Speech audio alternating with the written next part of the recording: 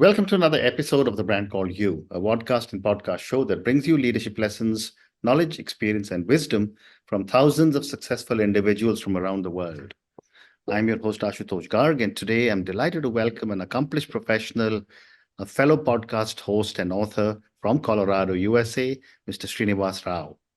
Srinivas, welcome to the show. Thanks for having me. Srinivas is the host of the Unmistakable creative podcast, and he's an author. And we'll talk about both these during our conversation. So before we start, tell me about your journey in brief. Yeah, I mean, in brief, it basically is a journey that largely just hasn't gone according to plan. Mm-hmm. So I went to Berkeley as an undergrad. I had a lot of jobs working in sales at software companies, wasn't very good at most of them. So I decided to go back to business school to try to do a reset on my career. And instead of resetting, I exploded my career because I graduated in business school in 2009, which was a terrible time to get out of any kind of school. So the timing was also in a lot of ways serendipitous because of the fact that that the summer prior, I had been the social media intern at Intuit. I didn't get an offer, but that ended up being actually quite influential because I had nothing to do. I needed a way to pass the time when I finished school. So I started my first blog just both as a way to pass the time and as a way to stand out in the job market, not realizing where it would lead and kind of the path it would lead down. And I was in an online course, and one of the lessons in that course was to interview somebody as a way to get traffic to your website. And so I, rather than just interviewing one person, decided that I would just turn it into a weekly series. And after about 13 interviews, I emailed the 13th guest that I interviewed and said, "Hey, I'm thinking about starting a multi-author blog. Would you be interested in being a contributor?" And he said, "No." He said, "You're not even a good writer," more or less, not in those exact words, but he actually said, he's like, "But I think you're an exceptional interviewer and you should take it out and spin it out into a separate site." And I thought it was a good idea. So an hour later, with my limited WordPress and design skills, I mocked up a version of a website called Blogcast FM, sent it to him. And I said, "Is this what you had in mind? Letting me know when you want to get started." And he's, jokes. He's like, and then I was basically brought into your reality distortion field. He said, "I had no intention of ever having you do all this, doing all this work with you." But he said, it's like, "I just made a suggestion and you basically put me to work on helping you execute that suggestion." And so, we started out as a podcast for bloggers, but about 3 years in, I kind of began to see that this was not very interesting to me. Like my favorite interviews were all ones that had great stories. So we rebranded as the Unmistakable Creative. That was at the start of 2014. And I think at this point, we probably had 1,300 guests from every walk of life imaginable: bank robbers, drug dealers, performance psychologists, authors, entrepreneurs, like from bank robbers to billionaires. Like I've talked to everybody you could possibly imagine. As a byproduct of that, I've ended up doing a bit of speaking as well as writing a couple of books. And as of late, my sort of most recent endeavor is a YouTube channel called Maximize Your Output, where I'm basically using AI tools and networked knowledge management tools. Because for me, largely, that was something I started to organize the information I had to deal with for Unmistakable Creative because it was substantial. And the amount of information we're all dealing with daily is not decreasing, it's increasing. And the tools that we've made are not really designed to, accommodate that. So when I started kind of understanding this idea of network thinking, I finally realized that, okay, this is actually the solution to my problem, which turned out to be a business in and of itself. So that's kind of the brief version. And what an amazing journey, and more power to you with your podcast. So my first question to you is, how do you select your guests? And you told me it's from, the bank robber to the billionaire or something like that. Yeah, this is one of those things that drives people who want to be guests on my show absolutely insane. Because I'm like, well, my primary criteria is personal curiosity. And I was like, there's literally nothing you can do to game that if I'm interested. So I've never made like how well known somebody is a criteria for how I pick guests, because I made that mistake once with somebody who tried to negotiate with me on the length of time. When I said, "Okay, listen, I'm like, our show is an hour," and this woman was the assistant to a very famous author and said, "Oh, he'll provide more value in 30 minutes than all your guests have in an hour." And I was like, "How would you know? You've never even heard my show." That's kind of presumptuous. And I did. I compromised, and he didn't provide more value. So from that point forward, I don't negotiate with any podcast guests. Like we will turn down very famous people. Our standards are pretty much not like the joke is like the United States doesn't negotiate with terrorists. The Unmistakable creative doesn't negotiate with publicists or podcast guests. Well said. Well said. You seem to be saying exactly what I tell a lot of people. My podcasts are 25 minutes long. And when people say we can't do justice for 25 minutes, then I say, well, then find someone who's much longer. Because I Yeah, won't take and a 1 hour. I'm kind of the exact opposite, right? I'm like, okay, I can't do justice to the story in less than an hour. So if you're not going to give me an hour, then fine. Well said. Well said. Well said. So my next question for you is that can you talk to me about a time when an interview changed your perspective on a topic? Yeah, I mean, yeah, like the entire, ethos of Unmistakable Creative has changed my perspective. But in fact, I think the really good place to start is with people who've been incarcerated. I think that one of the things that's really interesting when you talk to people who've been incarcerated is you get the sort of reality versus what we see on TV and media and the movies, because of course a lot of that stuff is real. Like nobody, prison is one of those bizarre, like really fascinating subcultures that I think everybody is curious about. Nobody wants to experience firsthand. Like it's like I want to learn about this.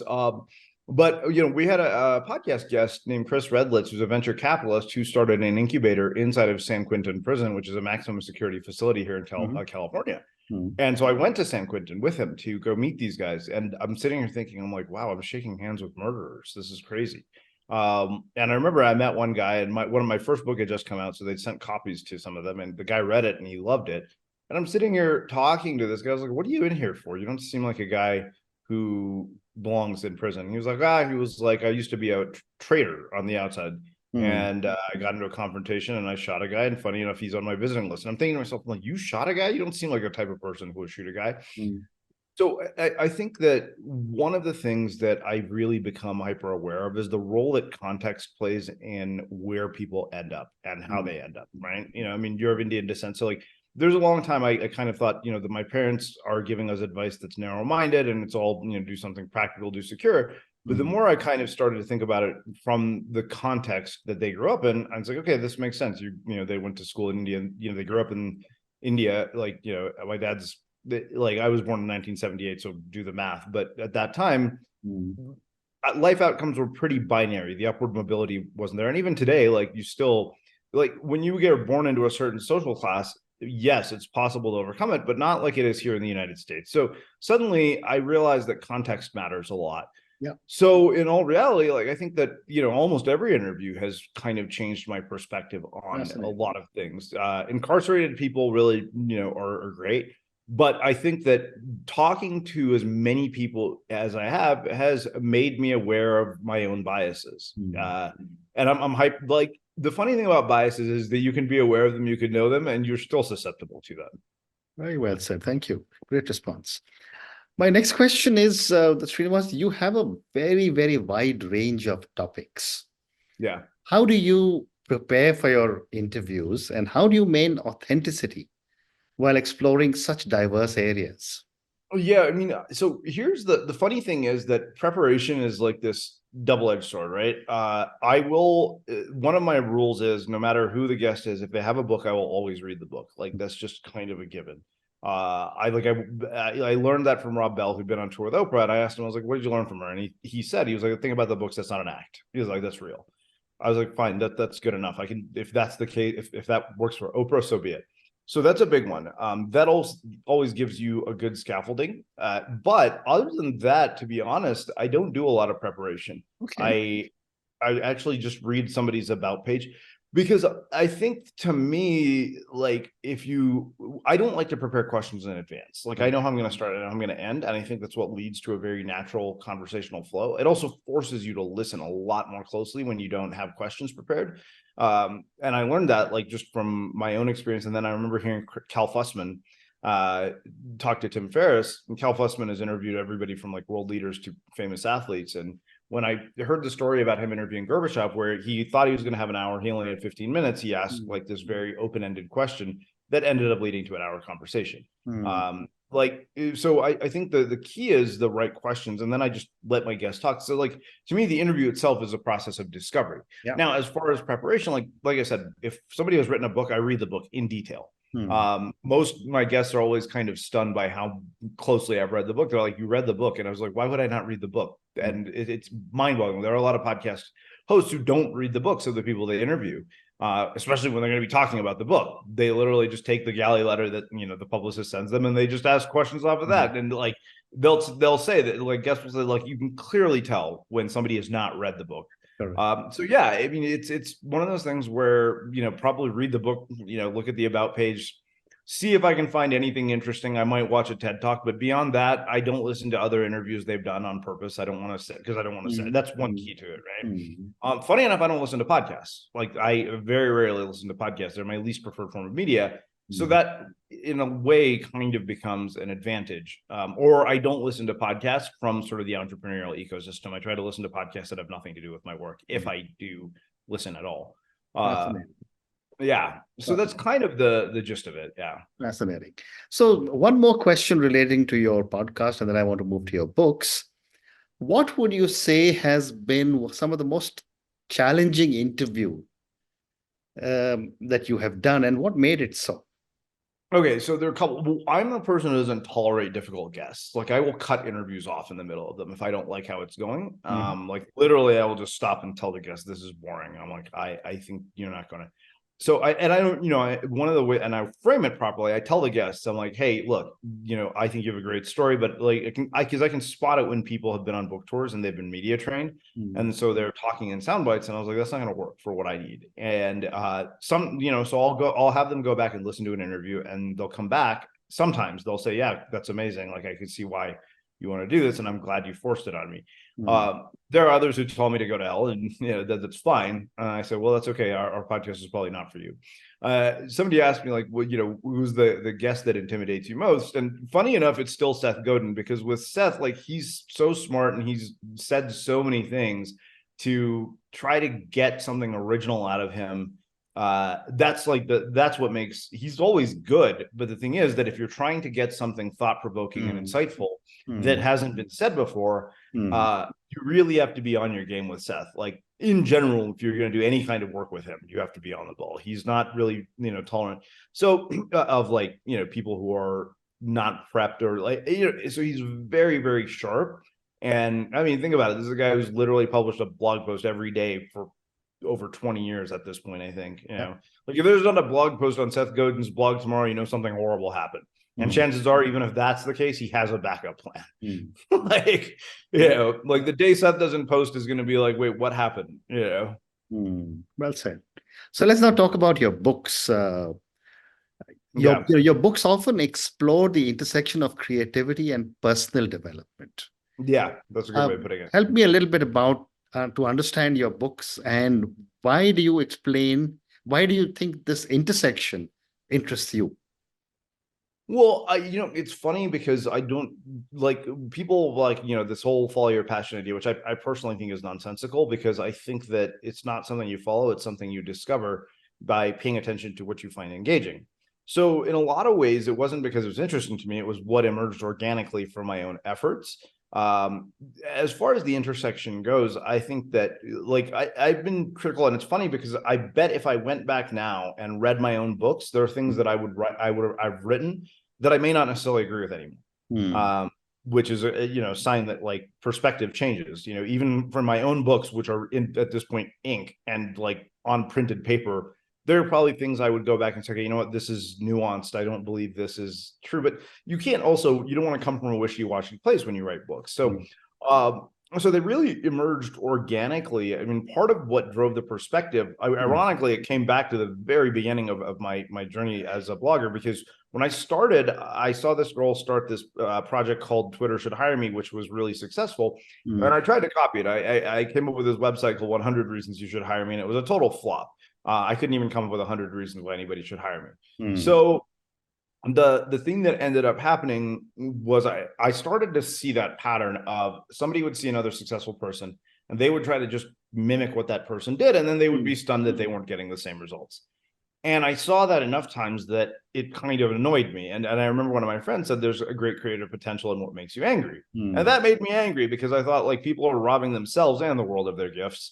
And so I thought, you know what, there's got to be a better way to do this. And I think I know what it is. And so that's where the ethos of Unmistakable, like my friend Mars Dorian really deserves credit for it. But he said, he was like, I want to create things that are so distinctive that like you can see it and you know it's mine. And I took that idea and I built a brand around that entire ethos, which eventually became, we started with the Art of Being Unmistakable, which is a self-published book.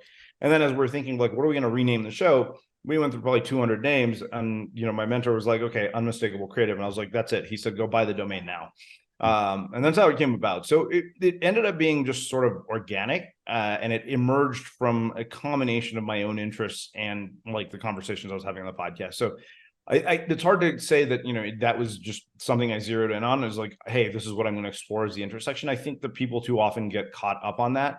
It's like, oh, what is my purpose, my why, my mission? It's like, go do something, then you'll figure it out. Because so many of these things reveal themselves. It's about, you've started multiple businesses, like, this, there's idiosyncrasies that express themselves in reality that no matter how many scenarios you plan out, you can't anticipate. Like an ironic twist of fate, or the universe having a sense of humor. When people had asked me what I was going to do when I got out of business school, I was like, I don't know. I just know it's not going to have anything to do with the internet. Well said. And Srinivas, your writing often challenges status quo. Yeah. Can you share a piece of advice for those afraid to pursue unconventional paths like you have done? Yeah, I'll tell you what it is. And I think that the funny thing is, like, for two Indians to be talking about that is fitting, right? Because nobody's more conditioned to like maintain the status quo than Indians. Absolutely. Like our cultural programming is so strong and deeply embedded. Yeah. But what I would say to that is just one simple phrase. And that is that all these people who give you input, like none of them are going to live with the consequences of your decisions. Only you are.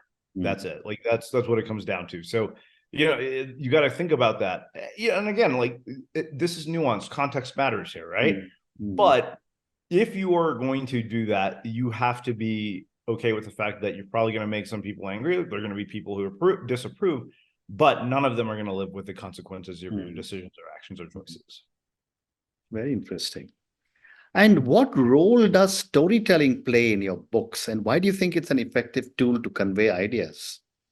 Well, I mean, storytelling is an incredibly effective tool to convey ideas because of the fact that humans are wired to listen to stories. Like when somebody starts telling a story, you can't stop listening. It's very difficult to not. I mean, I learned that from my own podcast, which is why the way I frame my questions, at least my opening, is that nobody can answer that question without telling me a story.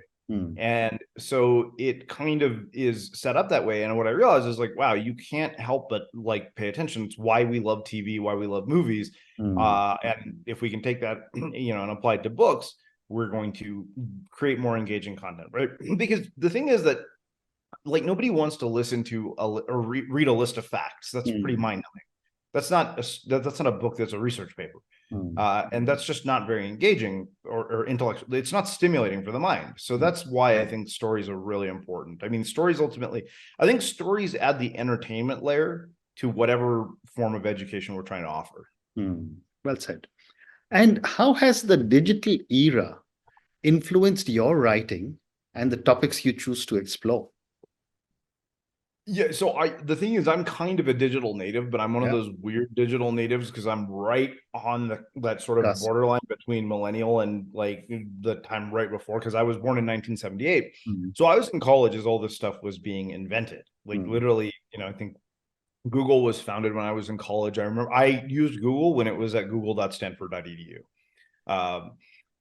So in a lot of ways, I'm kind of a native of the digital era. And I think that there are pros and cons to that, right? One is the fact that there was opportunity like never before. The con is that there's also distractions and like completely irrelevant nonsense like never before.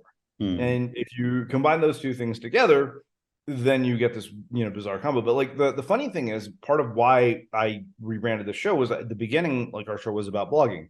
And I realized I was like, I don't want to focus on I'll tell you what it made me think about was like to not look at what is trendy, but to consider like, what do you do to make something, like, how do you focus on doing things that are timeless? That was, I think, for me, the biggest impact on being a sort of digital native was, okay, I want to do something that transcends the technology, that transcends the time we're in, and that will matter long after I'm gone. And I think that was really important. Nobody's ever asked me that before, funny enough. But yeah, I think that's the way I would put it, because I've talked to a lot of journalists and authors who predate sort of social media, digital era.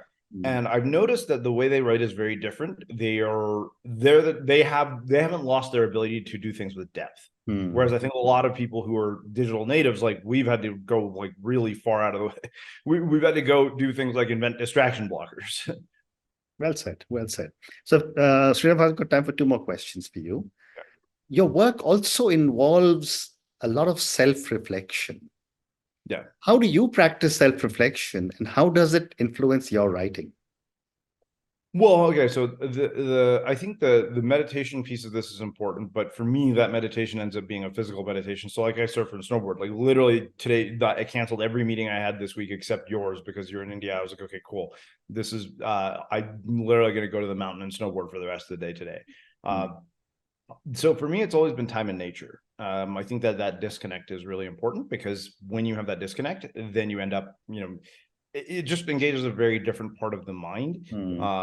So that's been huge. For me, action sports are really meditative. I find them to be very calming, which is weird, right? Because they look like these very intense things, but you get out of these environments and you're just in a very different mood. You think differently. You also access a part of the mind. Many of my creative breakthroughs have come from these times when I'm not in front of a computer, which is not surprising at all. But yeah. Very interesting. And my last question to you, you encourage readers to find their unique path. Yeah.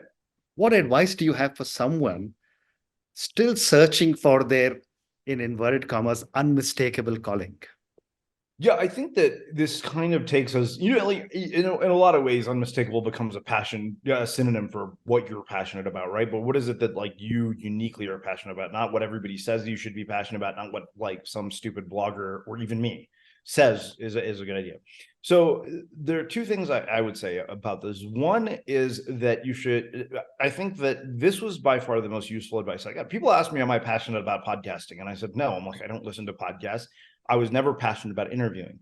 What I realized, and it's funny because what I found myself doing is I would have an experience and then I would interview somebody who would validate that experience with research.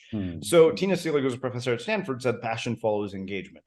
And I think the key really is to pay attention to what it is you find engaging, and then give it long enough to see if you can get some sort of a result. That's a tough one for most people. They can't stick with something long enough to actually see if it's going to generate a result. Yeah. And sometimes that means a year at a minimum, a year minimum, kind of seeing where things are going and, pushing, but also be willing to change course when something isn't working. So yeah, it's funny because I think that when we think about prescriptive advice, we always want the neatly packaged, hey, do this, and this will happen.